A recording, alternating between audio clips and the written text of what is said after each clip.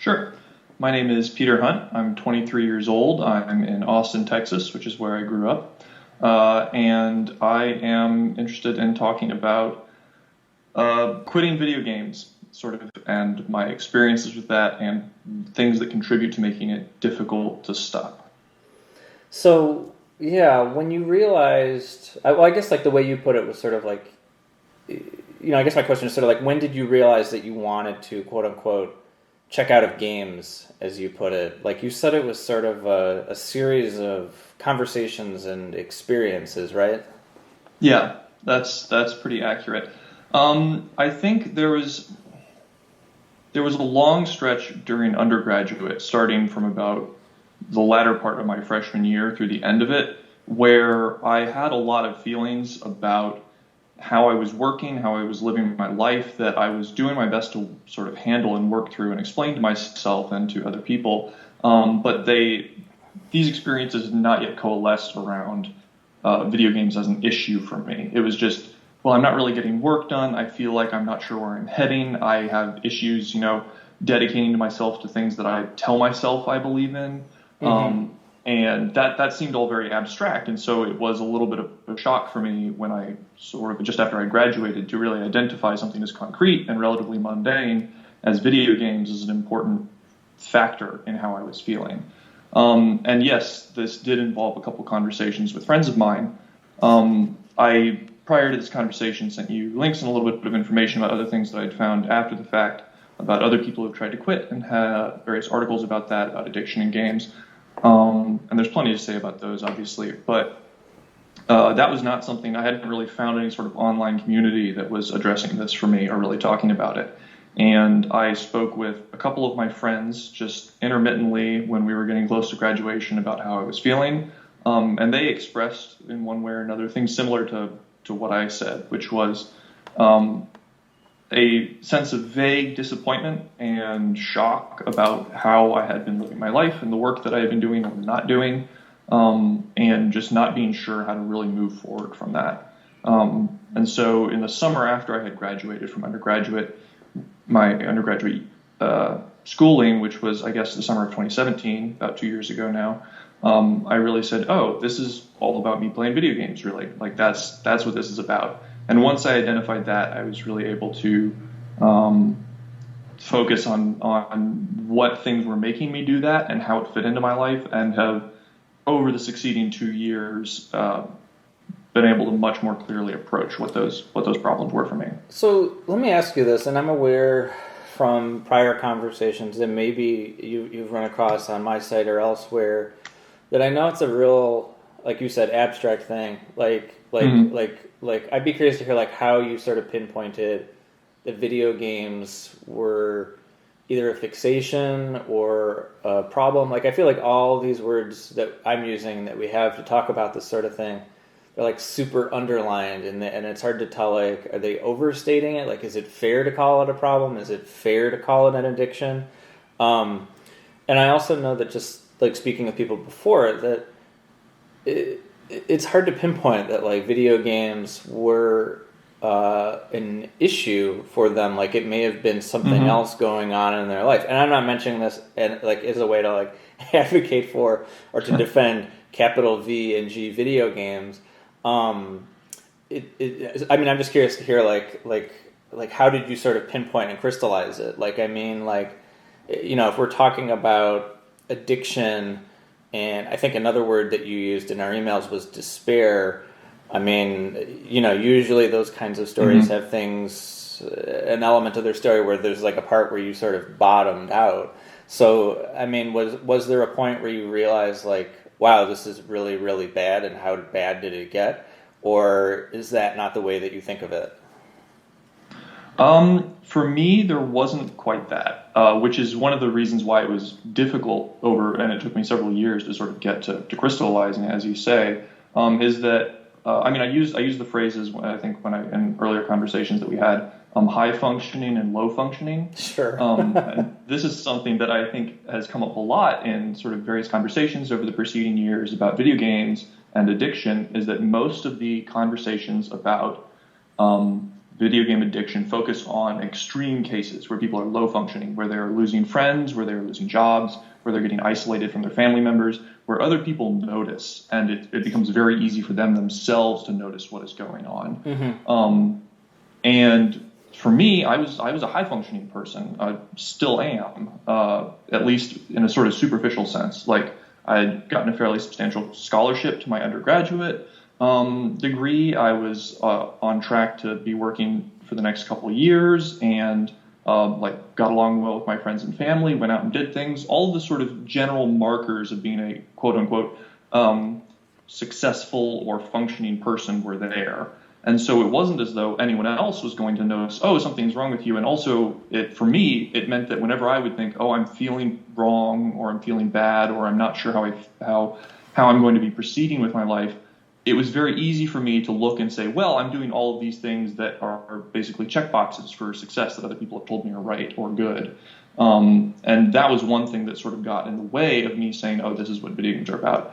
As far as what really made it something that I was able to identify, basically it was observing my own behavior. And there were just after, 3 or 4 years of doing that, certain patterns that I was able to recognize, like how was I spending my time?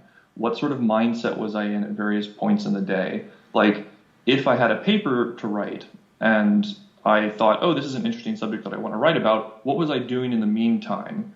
And what did sort of my day look like? And I could just say, oh, like, I'm spending a lot of time playing video games. That's pretty easy to understand.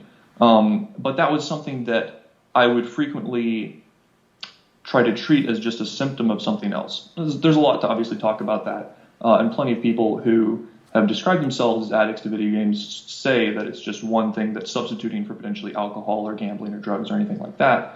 And there's, again, plenty to say about that subject. But so I would keep saying, like, oh, my problem is that I'm procrastinating, that I don't have a good work ethic, that I just don't actually care about this that much, and I need to sort of refactor my own emotional approach to whatever it is that I tell myself I want. And so I kept deferring my sort of process of self-evaluation onto larger, more abstract pathologies until I finally said, well, I'm just going to treat what I've been calling a symptom as a problem and see what it looks like to deal with that. So there wasn't any major precipitating moment, and this was, not to get too deep into my own personal history, but something that I was prepared to recognize as a problem, that I know that sometimes in life there are not going to be precipitating moments, that it's not like suddenly I'm going to have the cathartic storybook moment where, oh, I hit my lowest point or I hit my highest point or someone comes to save me, anything like that. That I was prepared to know that that was not going to happen. And so it didn't really. Like, there wasn't a single moment. And I think if I had been counting on something to happen that would crystallize my experiences, as though I would hit like rock bottom and something would actually fail in my life in a catastrophic way that would make me seem like a low-functioning person, I think I may just never have stopped playing video games. Because I really could have just continued to be a high-functioning addict. So, I know you sent me some links. I don't remember if I sent you a story that I remembered reading from a publication called Reason in July 2017. Like I said before, and I don't know if I harp on language because, I'm a writer or I'm a think in my head kind of person as opposed to think outside your head. Well, I do that too, I guess. Just the headlines of like the stuff that you sent me, like, the truth about quote unquote video game addiction or, how video game addiction can destroy your life. Like the headline in the piece that if I hadn't sent it, the headline of the piece I was just talking about is like, young men are playing video games instead of getting jobs. And, I guess I'm just curious, like, I'd be curious to hear you talk about like why it feels like, or it seems like, or in your experience, it hasn't been that people don't seem to really talk about this. But I'm also curious on the other end of this, like what do people seem to get wrong, either in the media or elsewhere, when they try to describe people's unhealthy relationships with games? I mean, be it use of hyperbole or getting specifics wrong or is it just a mistake to try to act like there's a way to generalize here? Yeah, I think those are both really great questions. And I think the one that you alluded to earlier about problems of language and sort of all these being really, really weighted terms like addiction or anything like that, those are definitely tied up in this whole issue. So I'll try to go to those, address those two questions you asked in order. Why don't people talk about this so much? I think part of it has to do, this is not exactly an original take on my part, but it does ring true to my experience, is that there is a lasting defensiveness in the broad video game community about being treated as a bad thing. Like video games being violent and potentially producing asocial people or killers or those with the propensity to harm others. That has been going on for the last 20, 25 years. And people who play video games or who are interested in them or care about them really don't like that for understandable reasons. And so anything that might suggest, video games are fundamentally dangerous or are bad, immediately sets off alarm bells for a lot of people.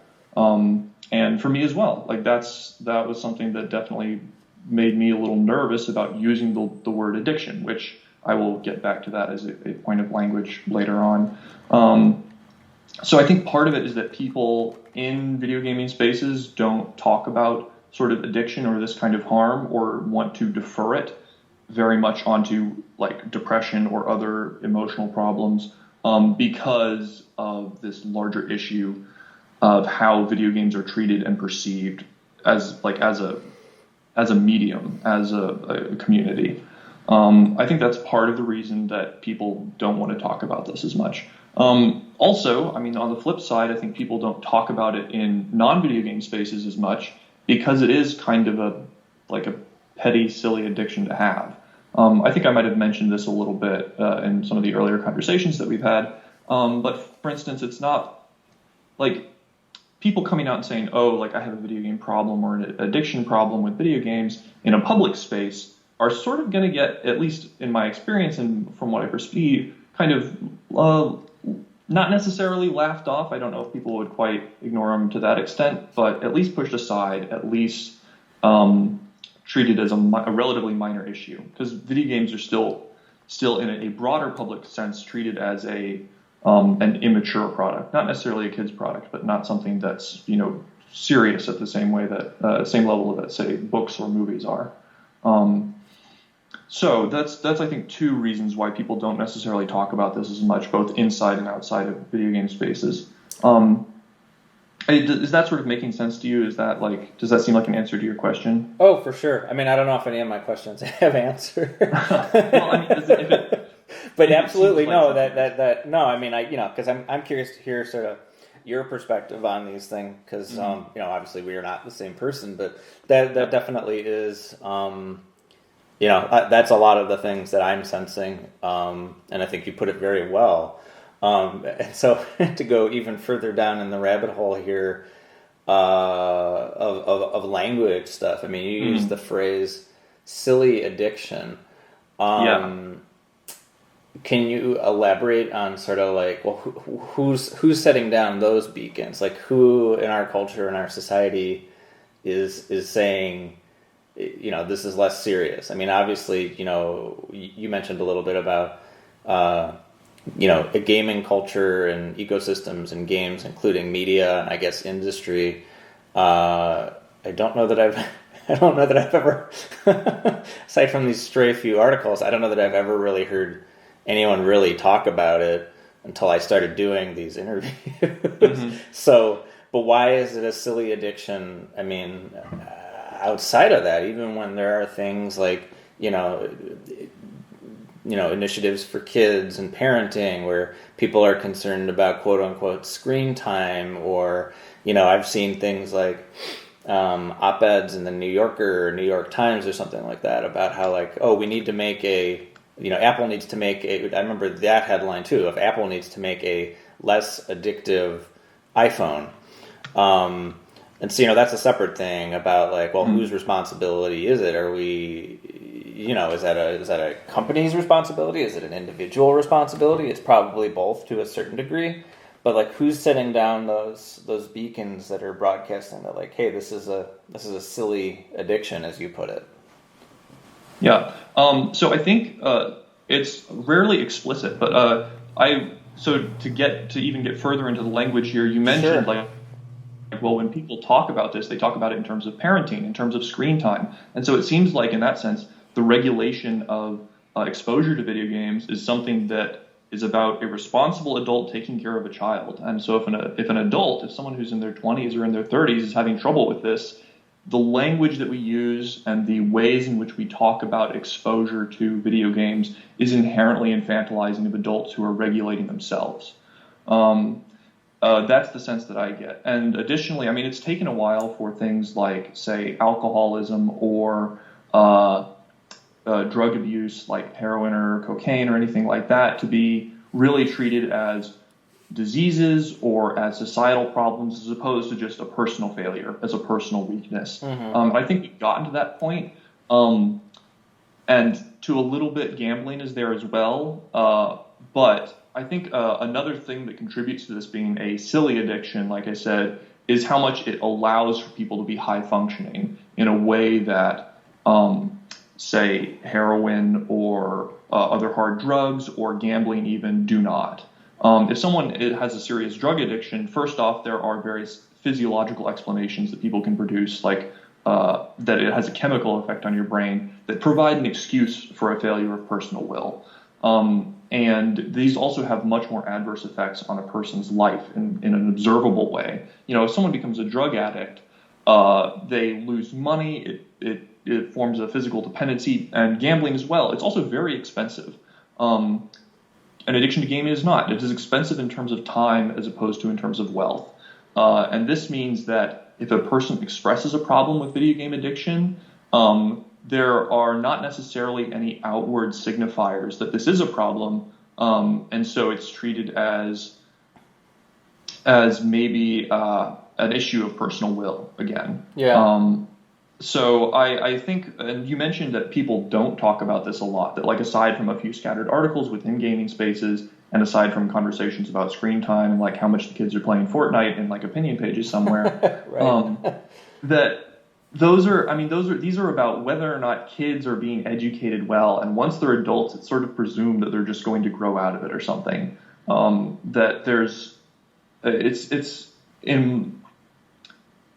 it's also an addiction that is facilitated by free time, and given that it is something that consumes time as opposed to wealth, I think that there is an implicit assumption in the sort of work-driven environment that we live in the United States that if someone has time and is using that wrong, then they are, shirking work, that they are not a responsible adult, that they are not producing. Right. Whereas if they spend money, it's well, you can spend money however you want. That's a personal choice. I mean, I'm sorry, go ahead. No, I was done. Basically. Yeah, no, I mean, you saying that, I mean, as I mentioned, I'm just finishing up a book, and I don't think it appeared anywhere in the book, but I'm remembering just coming across in my research that, like a lot of these sorts of reactions are very deep in our cultural DNA in the United States, and like it comes out of like sort of a Protestant sense of, like, well, why are you wasting your time that could be spent on sort of, bettering yourself, whatever it is. And sort of that sort of was what was behind driving the initial backlashes against things like pinball. So, I mean, certainly, as you said, that defensiveness is also sort of baked in. I think that's just sort of baked into the hobby, into the pastime, into the pursuit of playing video games. But, you mentioned this defensiveness that comes with even broaching this issue. And so I'd be curious to hear from your perspective, if people tend to be defensive, like what do you think they are actually protecting? I think that they are, they're protecting some things, and they're also confused about other things. I have this very clear memory in my mind of after I had sort of identified my situation as potentially one of addiction and was speaking to a very long-time friend of mine. We grew up together, 10 years as friends, spending a lot of our time playing games, whether that was Magic the Gathering or video games or anything like that. And I said to him, like, yeah, I'm not really playing video games anymore. And he gave me this quizzical look. paused for a moment, sort of tilted his head and said, "What do you do with your time?" Like he just could not conceive of how a life would be organized, spent if it didn't involve video games in that way. And he's not someone who I would identify as maybe experiencing what I feel or, dealing with addiction or anything like that. I mean, that's partly going to be up to him to decide. But I think that some people just don't know what life is going to look like without that, and so don't want to hear that it could be bad for them. That's the other part of it, is that for plenty of people, I mean, games, as opposed more so than, say, films or books or other forms of artistic or entertainment media, have developed a really intense culture around them. Like there's the capital G gamer identity, all of that sort of thing. For sure. And so the prospect of hearing that their engagement is not willful, is not free, whatever those terms may mean to them, or is in some way detrimental to them as human beings, is horrifying. Like it comes across as a fundamental attack on their identity and their worth as individuals. And even potentially acknowledging that opens them up to the possibility that their pastime in which they have invested themselves in some of their self-worth, I mean, however much of it, is bad. And that's just like a huge existential personal attack. Not even saying you are addicted, but like the thing that you enjoy could be bad for you or other people. And to want to love video games and to want to share them with other people becomes a much more perilous prospect, even for someone who loves artistic or indie games, if those things could be dangerous to someone. And that's really terrifying. I think I mentioned in some of our earlier conversations that this is something I see in more indie spaces and more artistic spaces, and people who are trying to fight against strong masculine identity molds in video games, that they maybe don't want to talk about this either. That maybe the recent World Health Organization of a gaming disorder, or the World Health Organization accepting a gaming disorder as something that maybe exists or is worth diagnosing, that they oppose that because, I mean, if you want to share your passion for artistic queer titles with kids who are 12 or 13 who are sort of learning about this stuff, and you think this is the medium through which to do it, you don't want to hear and you don't want to acknowledge that maybe you could be introducing them to things that if they got really dedicated to it could harm them or that could make them feel bad. And I think that the sort of communities who are interested in those kind of games are more emotionally and intellectually equipped usually to handle these sorts of complicated problems, just based on my personal experience. But I think that's also just a really terrifying prospect for anyone who likes games or has liked games to think that they could be dangerous in that way.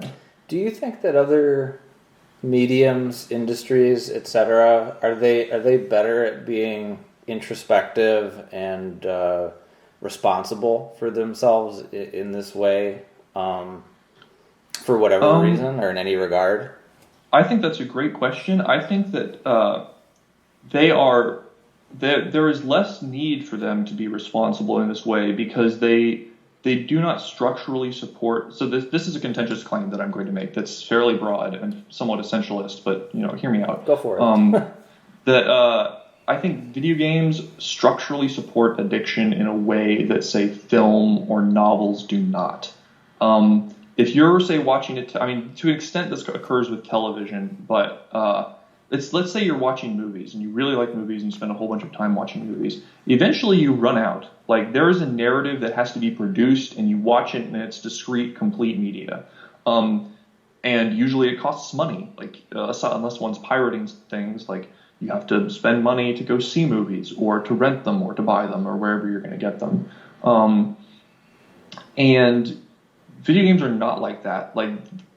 There's a huge fetishization, which is highly problematic, of playtime or a game being able to be played forever. Yeah. And so you can just for instance, Warframe is a free game that is intended to be basically played forever, and in which people will sink huge amounts of time. You don't even need to spend money; you just have to spend time. And you sit down there, and a general play session could be 4 hours. That's 2 movies easily. And games, because they depend upon the player in a way that movies and books and other artistic or entertainment media don't, allow for a constant recreation of entertainment, a constant production of entertainment for an audience in a way that other media don't. And so I think they have the tendency or the possibility to be more easily addictive and to avoid various structural or financial or contextual elements that would militate against addictive behavior. And also, I think these are just more like the communities around film have been around for 100 years, 50 years. Video games, it's like 20 or 30. So. Yeah, I mean, obviously, I've been thinking about this sort of stuff for a while, but one particular thread that sort of poked its head through recently was I spoke on a panel at a Northwestern University in Chicago about a month ago.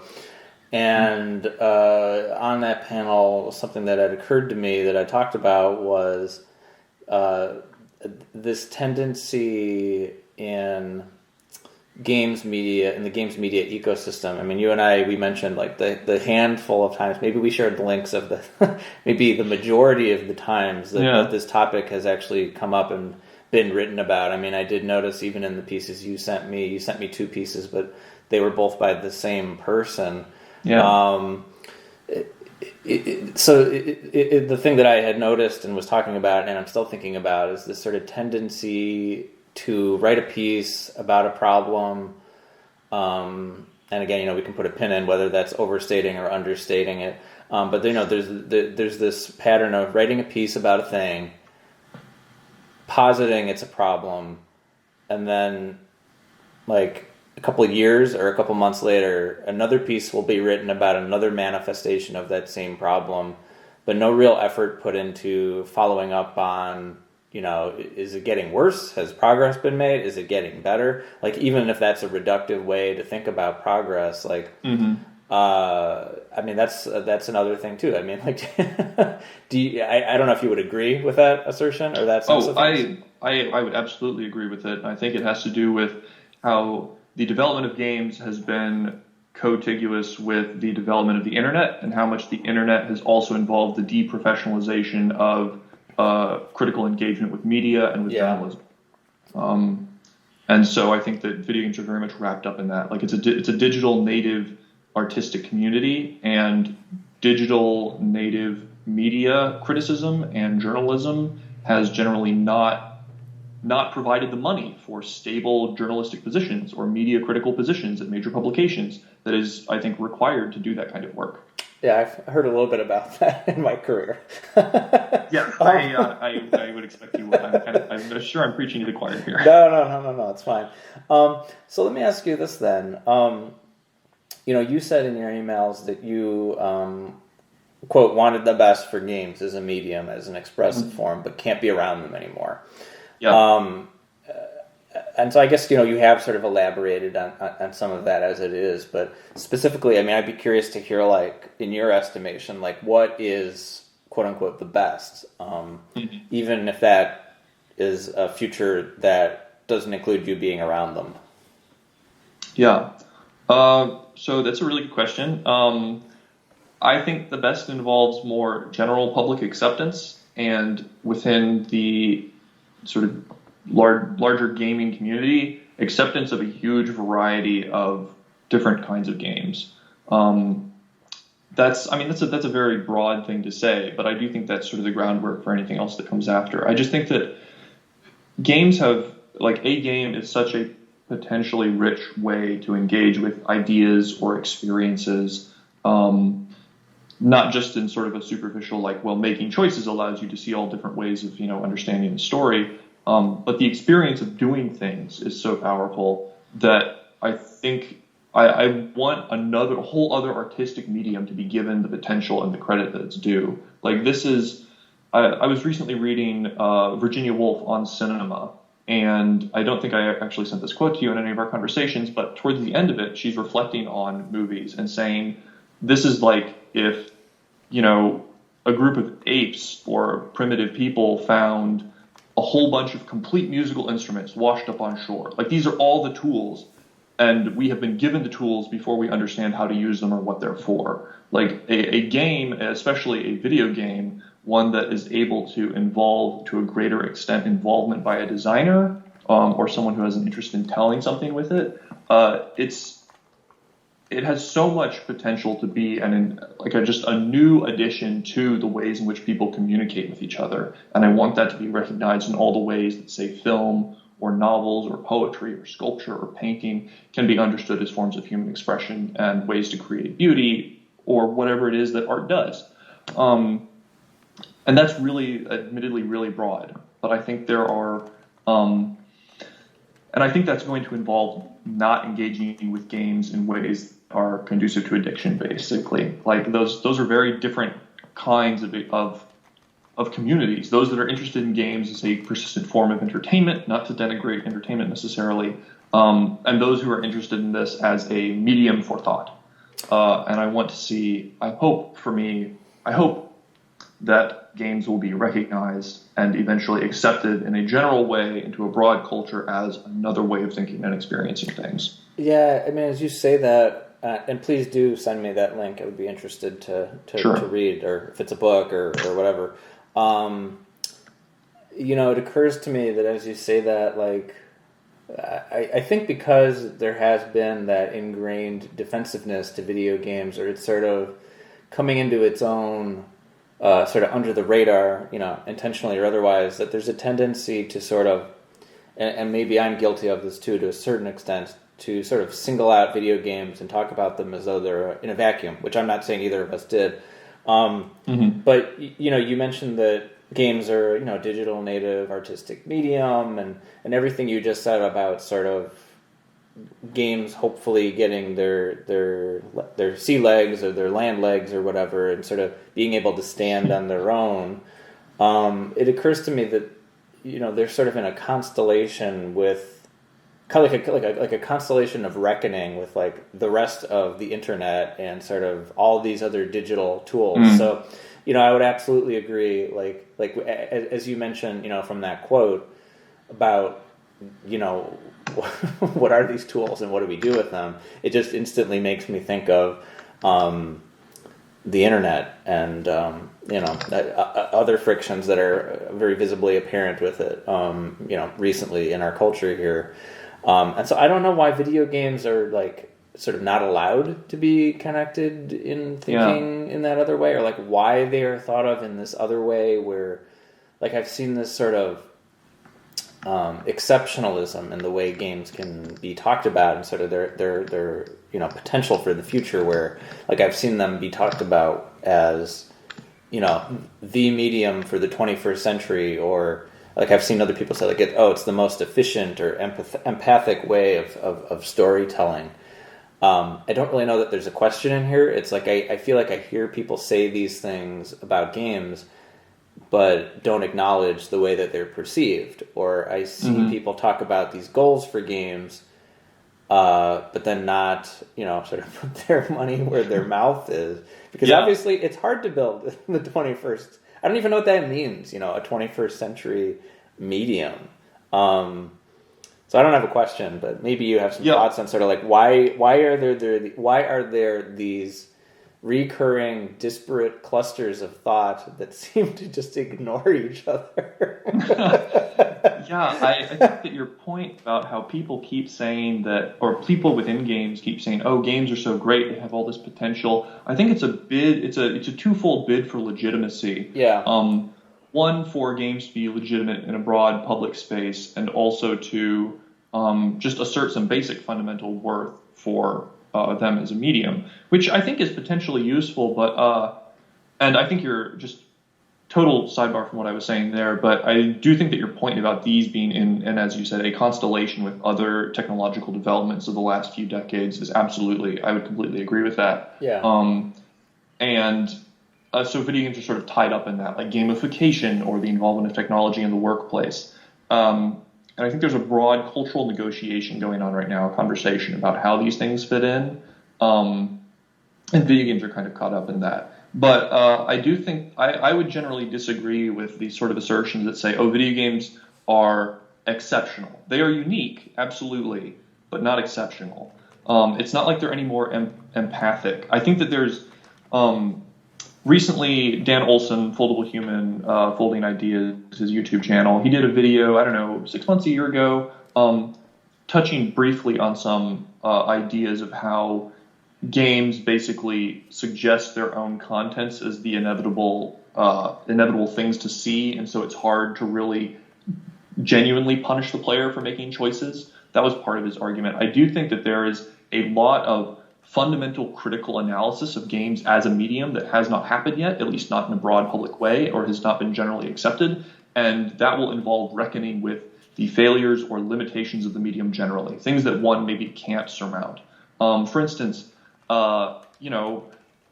painting is wonderful, but it's not linguistic. It can't engage with argumentation in quite the same way that, say, an essay can.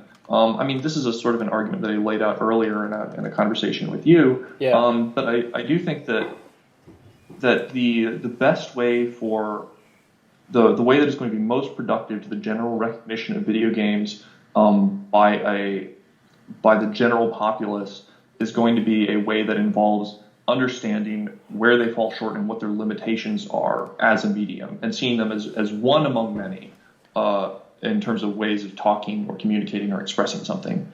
And I think that's partly going to be an academic effort to do this sort of critical work, and it's also going to be sort of a general journalistic media critical effort by sort of the middle people between academe and laypersons who are synthesizing a lot of this work to say, well, here's what video games can do, and here's what they maybe can't do. So that's just sort of riffing on what you were talking about.